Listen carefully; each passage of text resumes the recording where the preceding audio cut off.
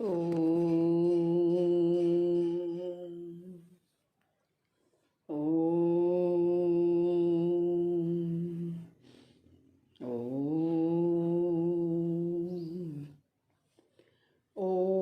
सहनाववतु सहनौ भुनक्तु सह वीर्यं करवावहै तेजस्विनावधीतमस्तु मा विद्विषावहै। ॐ शान्ति शान्ति शान्तिः। गुरुर्ब्रह्मा गुरुर्विष्णु गुरुर्देवो महेश्वरः गुरुरेव परं ब्रह्म तस्मै श्री गुरवे नमः। ॐ पार्थाय प्रतिबोधितां भगवतां नारायणेन स्वयं व्यासेन ग्रथितां पुराणमुनिना मध्ये महाभारतम् अद्वैतामृतवर्षिणीं भगवतीम् अष्टादशाध्यायिनीम् अम्ब त्वामनुसन्दधामि भगवद्गीते भवद्वेषिणी। नमोऽस्तु ते व्यासविचालबुद्धे फुल्लारविन्दायतपत्रनेत्र येन त्वया भारततैलपूर्णः प्रज्वालितो ज्ञानमयः प्रदीपः प्रपन्नपारिजाताय स्तोत्रवेत्रैकपाणये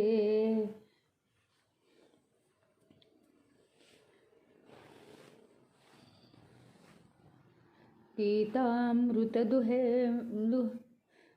महम्यहं सर्वोपनिषदो गावो दोग्धा गोपालनन्दनं पार्थो वत्स सुधीर्भोक्ता दुग्धं गीतामृतं महत् वसुदेवसुतं देवं कंसचाणूरमर्दनं देवकी परमानन्दं कृष्णं वन्दे जगद्गुरुं कृष्णं वन्दे जगद्गुरुं।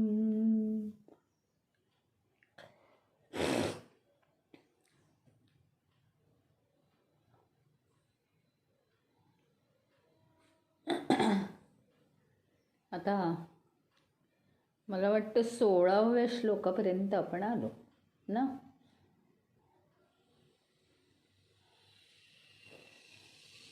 तर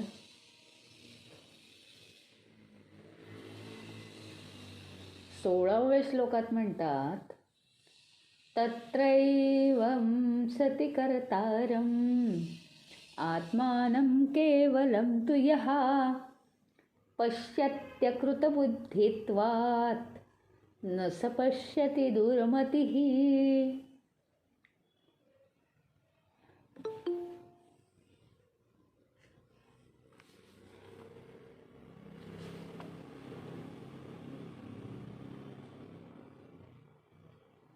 आता काय आहे, न स पश्यति स दुर्मतिः, म्हणजे हे सगळ्या ज्ञानाच्या गोष्टी किंवा हे सगळे नियम जो जाणत नाही त्याची गती वाईट होते,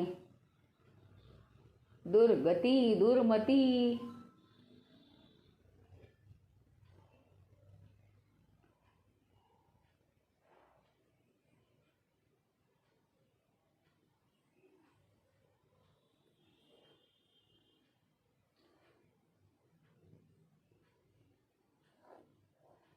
काय सांगतात त्याच्यात,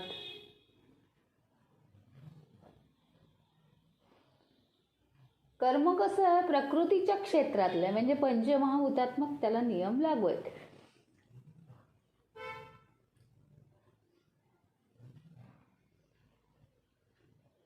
आणि हा अहंकारी जीव जो आहे, अहंकारी जीव हं? हा काय आहे? हा जीव कर्माची उपकरणं, कर्मरहित चैतन्य, हे सगळं हा जीव जाणत नाही. कारण तो जीव काय आहे? अज्ञानी आहे ना. आणि हा जो अहंभावी जीव आहे,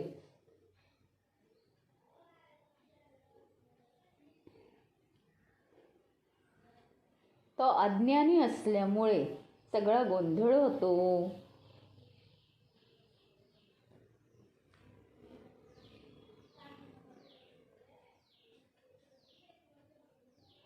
जर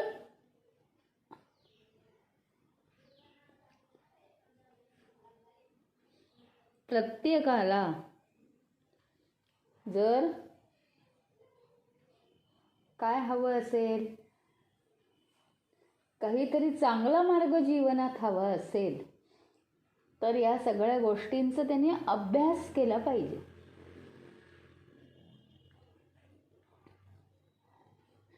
जन्माला येणारा जो जीव आहे त्यांचं म्हणणं स्पष्ट इथे सांगितलेलं आहे की अहंभावामुळेच तो निराश होऊन नाश पावतो. पण तरी त्याला कळतच नाही आहे ना काय होतंय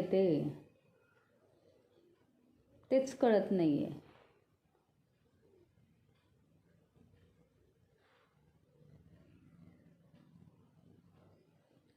तो अहंभाव ॲटोमॅटिक येत राहतो.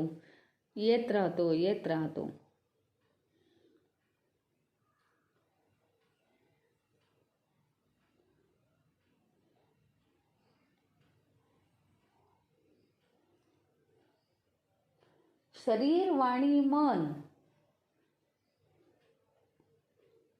यांच्याद्वारे जे कर्म केलं जातं,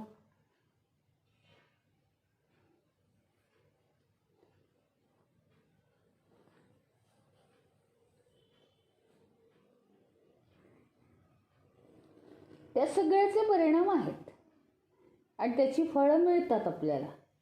पण तेच जर त्याचा अभ्यास करून केलं ना तर आपल्याला त्याच्या फळांचा त्रास होत नाही. सगळ्या कर्मांना फळं आहेतच ना शेवटी. ज्यावेळी हे चैतन्य या प्रकृतीशी, आपल्याला माहितीच आहे काय बरं ते आपला 13वा अध्याय,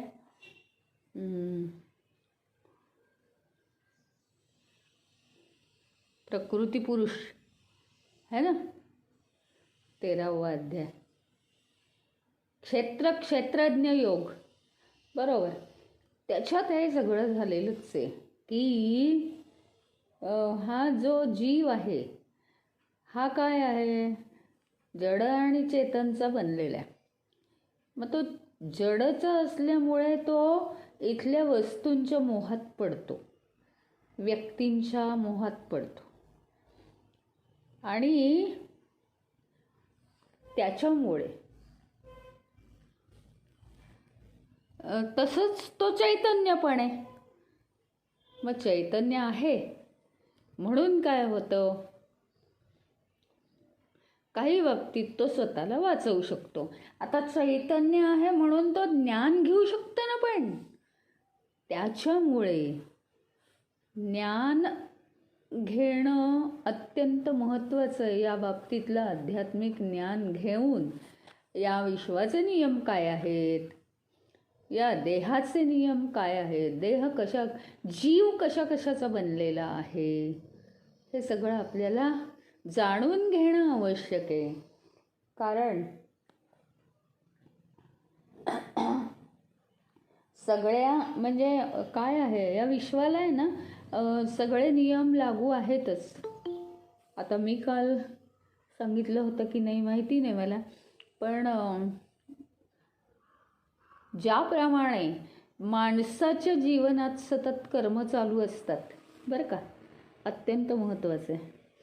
ज्याप्रमाणे माणसाच्या जीवनात सतत कर्म चालू असतात, त्याप्रमाणे गेल्या कित्येक जन्माच्या कर्मांची फळं त्याच्या जीवनात सतत चालू असतात. बरी वाईट फळं. कुठं पाय लचकला, कुठे कान दुखला, सतत चालू असतात. इथपर्यंत काही डेंजरस नाही. आता खरं तुम्ही म्हणाल हे काय, बहुतेक मी काल बोलले होते. तर सतत चालू असतात म्हणजे काय, परत पहिल्या अध्यायावर जायचं. अनेक लाखो वर्षांच्या प्रवासाला निघालेला आत्मा शरीर धारण करतो आणि ती शरीर म्हातारी झाली की तो सोडून देतो आणि दुसरी 100 वर्षासाठी शरीर धारण करतो. हे जे आहे यातनं आपल्याला काय प्राप्त होतं, काय नॉलेज मिळतं, की तो त्याचा प्रवास कंटिन्युअस आहे. शरीराचा प्रवास काय आहे, जीवाचा प्रवास असा आहे की जीवन आहे म्हणजे देह मिळाला की ते चैतन्याने उचलून धरलेलं आहे. आणि देह नसेल तर सूक्ष्म देह आणि कारण देह असतो. आता सूक्ष्म देह आणि कारण देह असतो त्याला. आता सांगते आपला मुद्दा, की ज्याप्रमाणे सतत माणसाच्या जिवंत अशा म्हणजे माणसाच्या जीवनामध्ये, या देहामध्ये असलेल्या जीवनामध्ये ज्याप्रमाणे सतत कर्म असतात, त्याप्रमाणे कर्मांची फळं त्याला सतत मिळत असतात, बरी वाईट. फक्त जीवनामध्ये नाही. आता त्याच्या पुढे जायचं.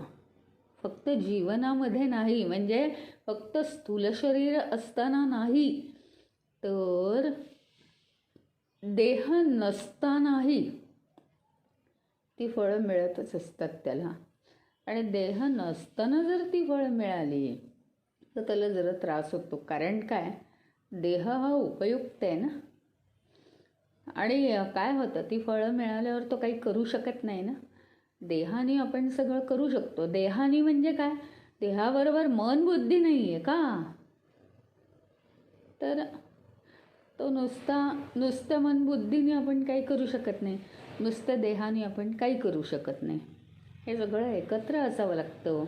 आणि म्हणून हा अत्यंत महत्त्वाचा मुद्दा आहे की कर्मांची जी फळं असतात, हे देह असो अथवा नसो, ती फळं का मिळत राहतात. तर काय होतं की आता तुम्हाला दुसरा देह मिळायचा आहे, पण त्याच्या आधी पूर्ण हिशोब तो आत्मा करत असतो. पूर्ण हिशोब म्हणजे हा एक देह टाकल्यानंतर या जन्मातलं करंट, आत्ताच्या जन्मातलं ते सगळं येतं, कलेक्ट होऊन येतं ते, त्यात काही प्रॉब्लेम नाही. पण आधीच्या जन्मांमधलं सगळं जे असतं ते तिथे सूक्ष्म आणि कारण देहात गोळा होतं न होतं हे सगळं तो बघतो. आणि त्यावेळी ही कर्माच्या फळांची कंटिन्युइटी चालूच असते. त्याचं कारण एवढंच आहे की फक्त हे विश्व पंचमहाभूतात्मक आहे. त्याच्यामुळे पंचमहाभूताचे नियम, कर्म पंचमहाभूतात्मक आहे, हो की नाही. कर्म पंचमहाभूतात्मक आहे. आता आपल्याला कळेल सिक्रेट काय आहे की आपण सतत चैतन्याला चिकटून राहायचं, किंवा मीच चैतन्य आहे. बाकी इथल्या जड गोष्टींशी माझा संबंध नाही. मी चैतन्य आहे आणि बाकीची सगळी माझी साधनं आहेत. हा विचार आपण पक्का का केला पाहिजे? मी जर चैतन्य असेन तर देह असो वा नसो कसलाच मला फरक पडणार नाही. मी चैतन्याच्या प्लॅटफॉर्मवर शिफ्ट झालेली आहे. मी आता जड गोष्टीत नाहीच आहे. ज्यावेळी मी स्वतःला देह म्हणते त्यावेळी देह, मन आणि बुद्धीला लागणारे विकार, त्यांची फळं, त्यांना होणारा त्रास, हा सगळा त्रास मला होतो. आणि ज्यावेळी मी म्हणते की मी चैतन्य आहे, मला काही होत नाही. देहाला काही होत असेल त्याला मी मलमपट्टी करीन. मनाला काही होत असेल तर त्याला मी देवाची मधुर भजनं ऐकवीन, अजून काही त्याला रिझवीन. पण मला काही होत नाही. मी चैतन्य. हा जर विचार रुजवला तर आपल्या जीवनात आनंदी आनंद, शांती, सुख, समाधान मिळत राहतं. एवढाच उद्देश आहे त्याचा. त्याचं कारण मी एकदा देह आहे म्हटलं की मग देह नसताना जे आपल्याला विकार प्राप्त होतात त्याचा आपल्याला जास्त त्रास होतो. ही सगळी दुनिया काय आता दृष्टी आणि सृष्टी आहे म्हणून आपण त्याच्याकडे कानाडोळा करतो. पण आपण आपली काळजी घेतली पाहिजे की नाही तो तुम्ही विचार करा. आणि सगळ्या कृती, सगळी कर्म, सगळे मनातले विचार, विकार या सगळ्यांची 24 तास कॅमेरा चालू आहे. सगळ्यांची फळं ही सतत मिळत राहतात. जी मिळाली नाही आहेत ती नंतर मिळत राहतात. एकही फळ मिळाल्याशिवाय काही सुटत नाही आपण. म्हणून सतर्कतेने आपण जीवन जगायला पाहिजे. आणि त्यांनी इतकं जर महत्त्व दिलं आहे की अहंभाव नका ठेवू. अहंभाव नसेल ठेवायचा, त्याला पण एक काहीतरी दिलंच आहे ना, क्लुप्ती, आयडिया. काय दिली आहे की तुम्ही भगवंताचं स्मरण करा, तुम्ही भगवंताला समर्पित व्हा, भगवंताचा सेवक व्हा. सगळं झालं थोडंफार की भगवंत मी हे सगळं तुझ्यासाठी केलं, हे तूच रचलेलं आहे सगळं कार्य आणि ते केलं तुझ्यासाठी, तूच माझ्याकडनं करवून घेतलं, धन्यवाद. आता अधूनमधून जर भाव आला तर अहंभाव नाहीसा होतो. मी काही केलं आहे असं राहतच नाही. आणि अहंभावाची जर सारखी सारखी आठवण आली आपल्याला तर इतकी चांगली बुद्धी देवाने दिली आहे, पण आपल्याला विस्मृती व्हायला लागते. आठवण राहत नाही काही काही गोष्टींची. हाच विषय पुढे घेऊन ते सांगतात, यस्य नाहं कृतो भावो बुद्धिर्यस्य न लिप्यते हत्वापि स इमान् लोकान् न हन्ति न निबध्यते.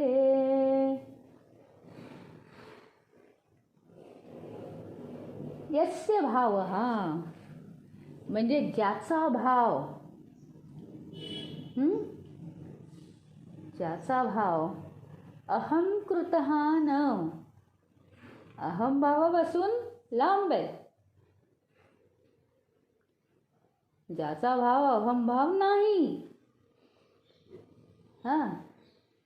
यस्य बुद्धी न लिप्यते, ज्याची बुद्धी आसक्तीने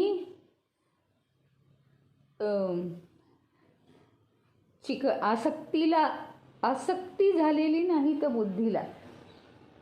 हत्वा पिस, अशा मनुष्याने जर लोकांची हत्या केली, हत्वा, तर न हन्ति न निबध्यते, तो हत्या करतो असं म्हणता येणार नाही. आणि तो हत्या करताना बांधला जातोय असंही म्हणता येणार नाही. त्याचं कारण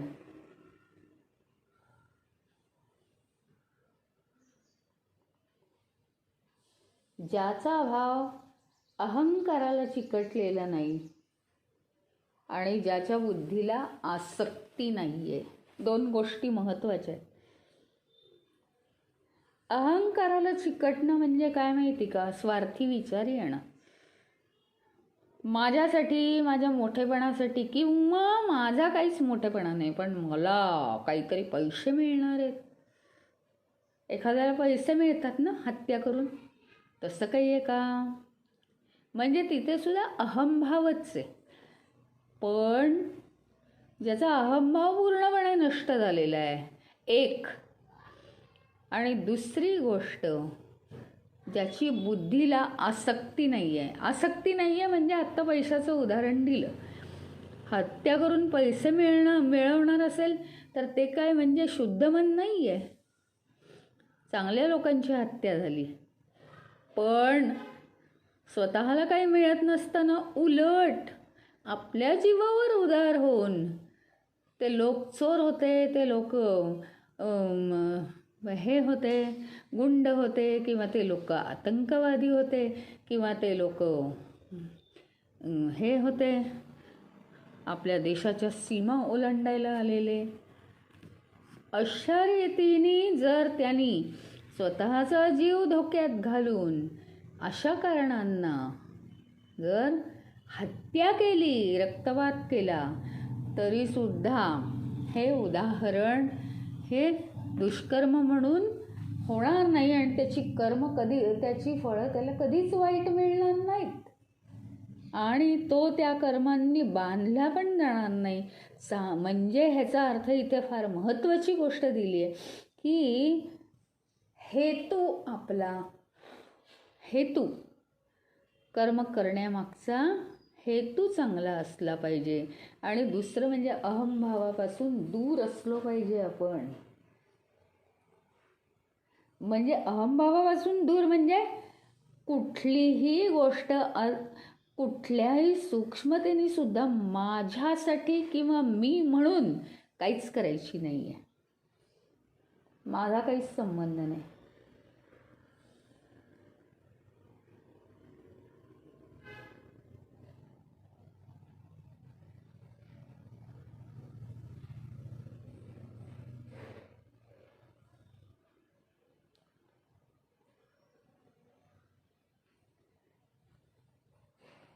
आता काय झालं आहे माहिती का?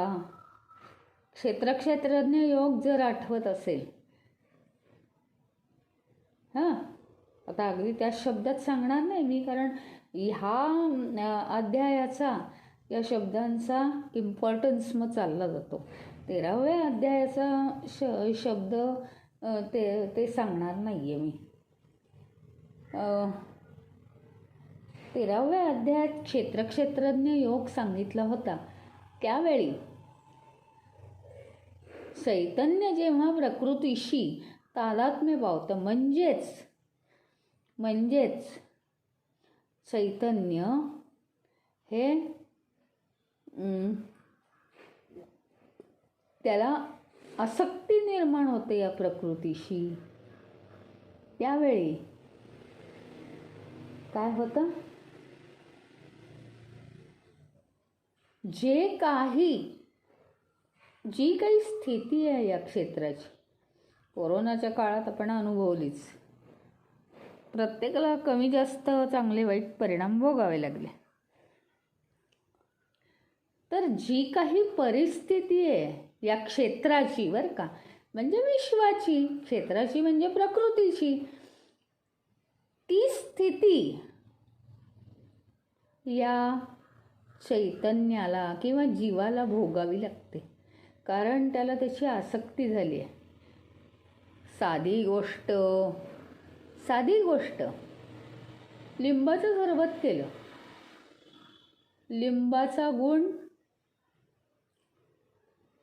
साखरेत, साखर आंबूस झाली, साखरेचा गुण लिंबात, लिंबू ओडसर झालं आणि पाण्याला तर काहीच चव नसते. त्याला आंबट गोड चव आली. आता काय झालं, एकमेकांच्या अस्तित्वामुळे स्वतःचे गुण बदलले. चैतन्य हा केवढा मोठा अधिकारी आहे सांगा बरं मला.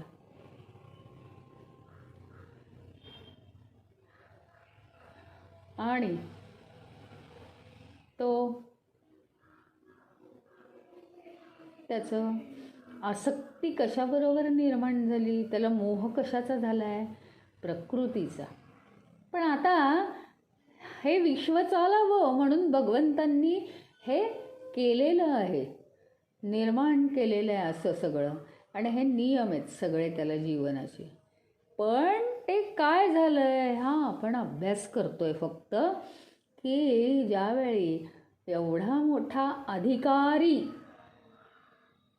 इतका मोठा अधिकारी कधीच नाही पाहिला असा हा चैतन्य यावेळी प्रकृतीशी आसक्ती करतो, मोह करतो, त्यावेळी प्रकृतीचे नियम त्याला लागू होतात आणि त्याचप्रमाणे त्याचं तेज प्रकृतीला मिळतं. हे झालं सगळं. पण त्याच्यामुळे झालं काय माहिती का, हा जो जीव तयार झाला आहे, हा जीव ह्याच्यामध्ये प्रकृती पण आहे ना, पुरुषाबरोबर प्रकृती पण आहे. पुरुष काय करतो तर जीवनाला तेज, प्रेरणा, जागृती, जीवन हे सगळं देतो. मान्य आहे, व्यक्त होतोय तो जीव. परंतु जीवामध्ये सगळे जड गुणसुद्धा आहेतच ना. आणि मग होतं काय, जीवाचा हा जो भाग आहे देहात्मक, तर तो आहे सगळा पंचमहाभूतात्मक. आणि अर्धा भाग आहे तो चैतन्ययुक्त भाग आहे बरं का. त्यामुळे त्याला पंचमहाभूताचे नियम नाहीत. मग आता काय, देहाचा जो भाग आहे तो पंचमहाभूताचा आणि प्रकृतीचा जो भाग आहे तो पंचमहाभूताचा म्हणजे विश्वाचा. विश्वाची प्रकृती आणि जीवाची प्रकृती. तो आपल्या गुणांवर जातो शेवटी. कोण, जीव. काय असतं, पाणी कुठे वाहतं, उताराकडे ना. उताराकडे पाण्याला व्हायला सोपं असतं. मनुष्य हा खालच्या दिशेने वाहत जातो, म्हणजे जड प्रकृतीकडे तो वाहत जातो. आता ह्याला आपण काय करणार, याला एक उत्तर आहे, ज्ञानी होणं आणि आपल्या विकसनासाठी सतत प्रयत्नशील राहणं. बस ती ओढ असावी लागते माणसाला. आपण इथे कशासाठी आलो, आपला जीवनाचा हेतू काय आहे. बोलणं सोपं आहे, पण त्या विचारात आपण तेवढं जायला तेवढे कॉन्सन्ट्रेटेड विचार यावे लागतात. आणि म्हणून काय होतं, आता आपल्याला कळेल आपल्या दुःखाचं कारण काय. आपल्या दुःखाचं कारण हेच आहे, आपली कर्म आहेत वगैरे सगळं ठीक आहे. आता त्या वासना आहेत हे सगळं आपल्याला पाठ झालं आहे. परंतु आपल्या दुःखाचं महत्त्वाचं कारण हे आहे, अहो पाऊस यायला लागला, खूप थंडी झाली, सगळ्यांचं सुरू आजारपण, ब्लँकेटात, डॉक्टरकडे गर्दी, घसे खवखव, ताप आला, हे सगळं सुरू होतं. म्हणजे प्रकृतीमध्ये बदल झाला की जीवाला तो बदल सोसावा लागतो. किंवा प्रकृतीमध्ये सुख, जीवाला सुख, प्रकृतीमध्ये दुःख, जीवाला दुःख, असं का होतं. जोपर्यंत मी म्हणीन मी देह आहे, मला पंचमहाभूताचे नियम लागू होतील. साधी गोष्ट आहे की नाही, साधी गोष्ट आहे. पावसात छत्री असेल तर मी भिजणार नाही आणि पावसात छत्री नसेल तर मी भिजणार. साधी गोष्ट आहे. माझ्या डोक्यावर छत्री चैतन्याची हवी की नको, मग मी या सुखदुःखात भिजणार नाही.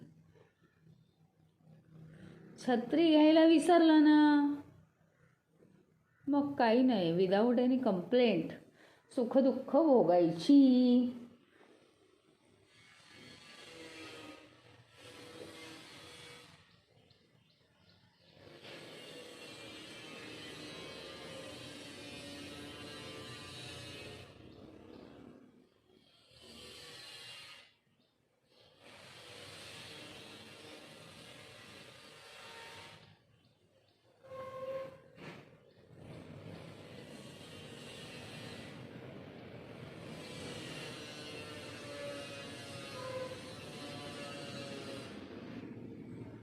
याच्यात महत्त्वाचं म्हणजे काय की अहंभाव असायला नको. अहंभाव नसेल तर आपली बुद्धी ही शार्प राहते आणि आपण त्यातून बाहेर निघू शकतो, वासना विरहित राहू शकतो.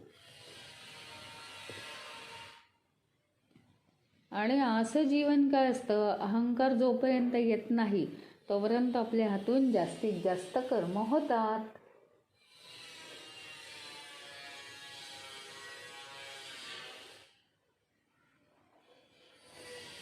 आणि मग काय की बुद्धी चालवून सारखं अहंकारापासून दूर राहायचं आणि मग तो मनुष्य अलिप्तपणे सगळी कर्म करायला शिकतो. कर्म करायचं आणि मोकळं व्हायचं, त्यात काय. आज दमलं झोपून जायचं कर्म करून, उद्या नाही दमलो कर्म करत राहायची. विषय संपलेला आहे. आपण सगळ्याचं फार मोठं कौतुक करतो, असं झालं तसं झालं.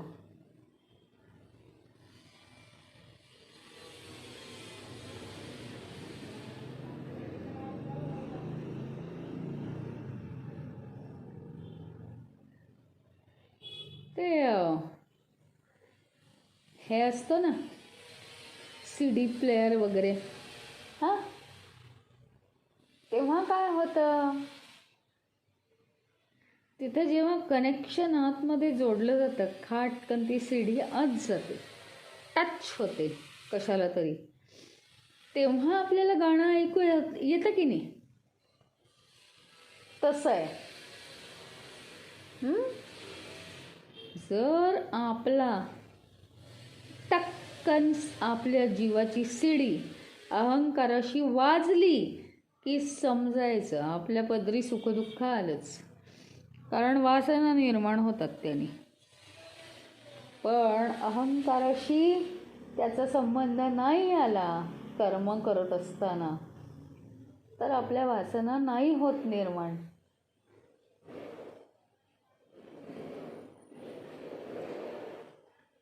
चक्क आणि चक्क इथे नमूद केलं आहे एका ओळीत की ह्याच्यासाठी तुम्हाला फार मोठा प्रश्न पडेल, पण सोपं आहे की आपलं जे मानसिकता आहे, मनाची ठेवण ही सारखी जर अधूनमधून भगवंताला समर्पित करण्याची जर झाली, ते काय आहे माहिती का, आपलं सिरप आहे, सिरप औषध आहे ते, अत्यंत गोड.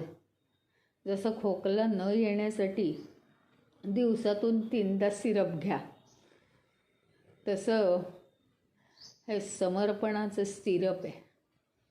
अत्यंत मनोभावे परमेश्वराला वेगवेगळ्या रीतीने केलेली कर्म जर समर्पित करत गेलं तर ते मन आहे ना खूप अशा सेवाभावानी अहंकार रहित राहतं. हे ॲटोमॅटिक होतं.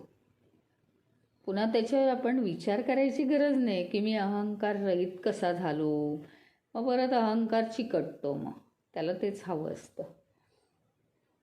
पण इतकं सुंदर आजपर्यंत मी सांगत आले तेच इथे नेमकं दिलेलं आहे.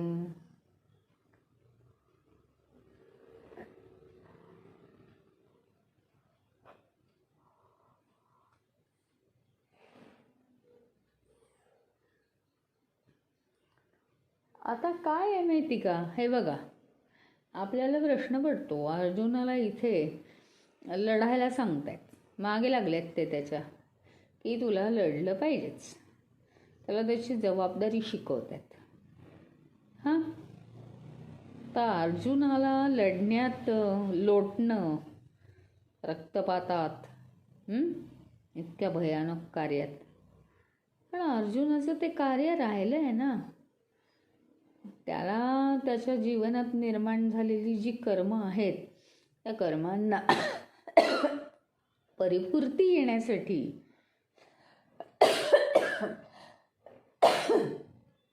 त्या कर्मांना परिपूर्ती येण्यासाठी त्याचं कार्य राहिलं आहे लढण्याचं. आणि दुसरी महत्त्वाची गोष्ट, अर्जुनाला ज्ञान नव्हतं, भगवंतांनी ते दिलं, 18 अध्यायांचं ज्ञान दिलं. परंतु या ज्ञानामध्ये त्यांनी हेच सांगितलेलं आहे, मनाचा समतोल असला पाहिजे. म्हणजे काय, आत्तापर्यंत आपण पॉझिटिव्हली शिकलो, कर्म ही करायची आहेत, न करावीशी वाटून चालणार नाही, हे बरोबर आहे, कर्म ही करायची आहेत. पण आता इथे काय माहिती, अर्जुनाच्या बाबतीत त्याला करायचं नाही आहे, नाराज झाला आहे तो जीवनात, कोणत्याच कर्माचा काही उपयोग होत नाही, मी नाही करणार. परंतु इथं उलट आहे सगळं, कर्म करावंसं वाटत नाही आहे. म्हणजे काय आहे माहिती का, आपल्याला आहे ना खूप कर्म करायची असतात, पण वाईट कर्म करू नये, आपल्याला सांगावं लागतं आणि थांबवावं लागतं. मोहाची कर्म करू नयेत, रोजच्या आपल्या नित्यकर्मांशिवाय जास्तीची कर्म करू नयेत, असं सांगून आपल्याला थांबवावं लागतं. तर अर्जुनाला सांगावं लागतंय, अरे तुला युद्ध करावंच लागणार आहे. तुझ्या जीवनात जे प्रसंग निर्माण झालेत त्याची तुला उत्तरं नाही दिली तर तुझ्या जीवनाला परिपूर्णता येणार नाही. मनुष्याच्या जीवनाचा जो हेतू आहे तो तुझा साध्य होणार नाही.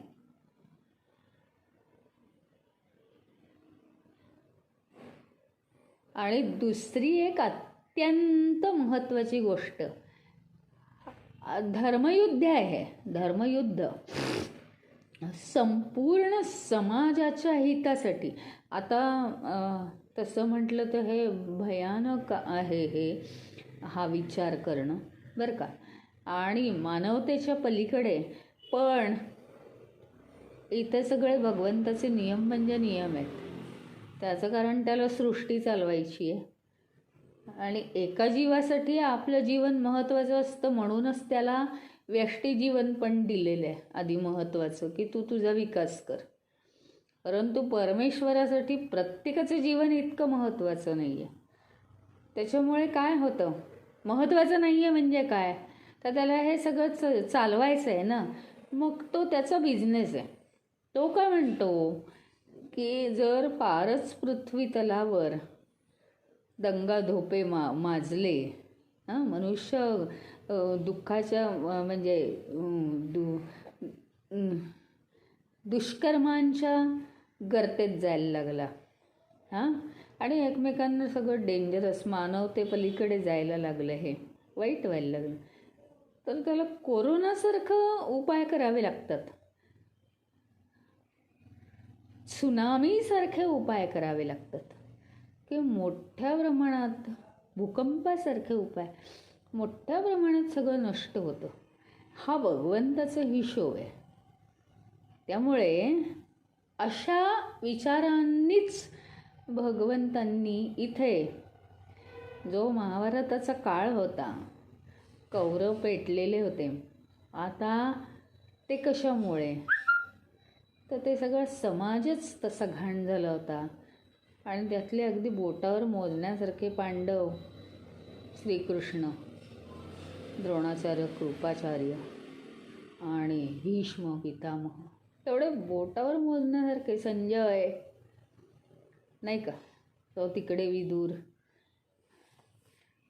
फारच थोडे जण चांगले उरले होते, सच्छील बुद्धीचे, आणि बाकी सगळं कशाचा विचार करण्यासारखं नव्हतं.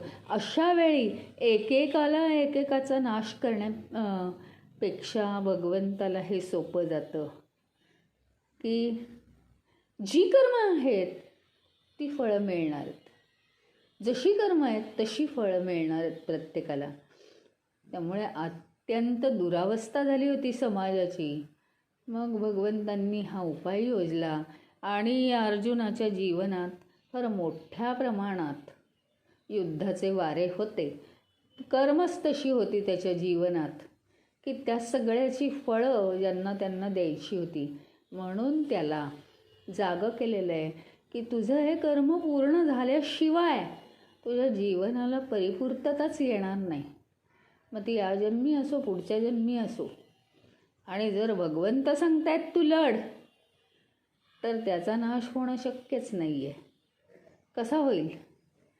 पण नाश हो का न हो, योद्धा हा काय स्वतःच्या जीवाची पर्वाच करत नाही कधी.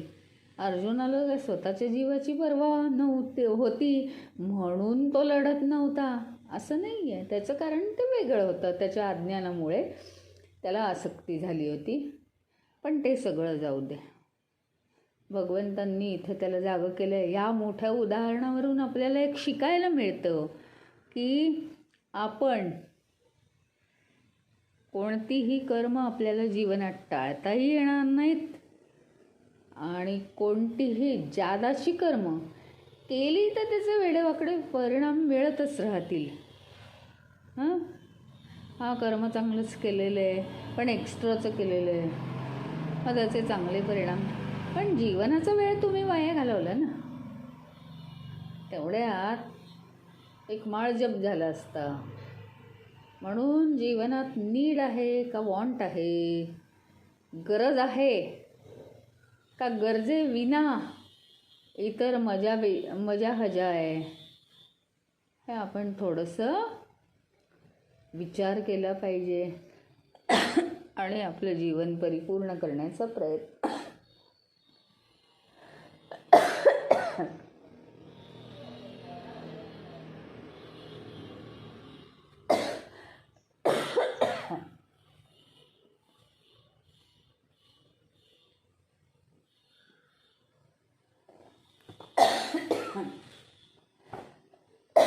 आता एक गोष्ट आहे की वासना असतात तशी कर्म आपल्या पुढे ठाकतात.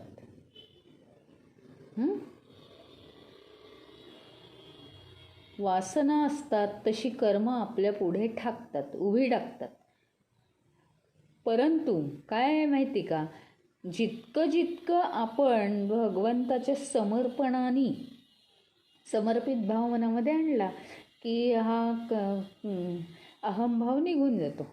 अहंभाव निघून गेला की वासनाच तयार होत नाहीत. त्याचं कारण वासना कोण करतं?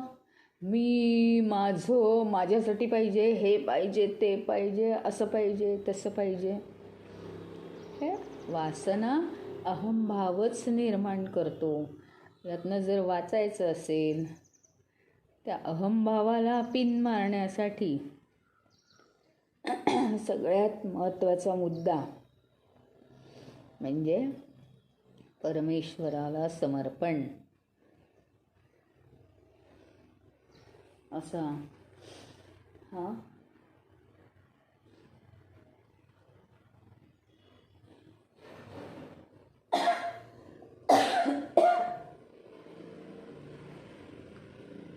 17वा श्लोक संपला.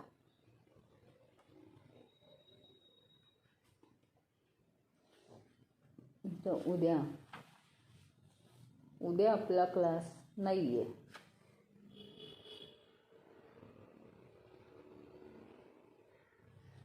आता क्लास सोमवारी होईल.